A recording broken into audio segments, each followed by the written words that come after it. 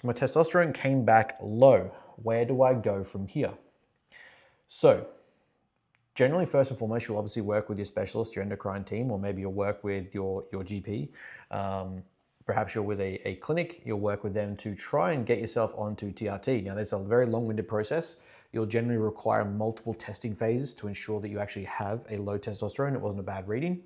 But what I like to look for and start with when it comes to low T for most guys is generally what I would describe as lifestyle interventions, right? We need to look at how we correct for things before going to more pharmacology or pharmaceutical options, trying to use drugs to offset the effects of something when it can be improved first and foremost through lifestyle and natural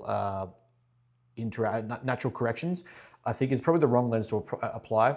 Some people require that for sure, but if we can get you to a better state physically, psychologically, hormonally, and mentally from simply improving lifestyle variables, that is going to be the best course of action straight off the bat. So we're going to look at what your current lifestyle structure looks like and see what time you're waking up, what time you're going to bed, what does your day-to-day look like, what is your nutrition, your exercise, your physical activity, how often are you getting sunlight exposure, all of these things that comprise life and health, seeing how they are in conjunction with the numbers that are coming back will help us make some suggestions and strategies to improve those numbers. Trying to get that baseline up as high as possible, as naturally as we can, is going to be the first course of action, in my opinion.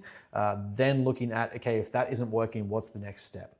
So that is generally how I apply the first stage after getting someone's blood work and looking if they have low T.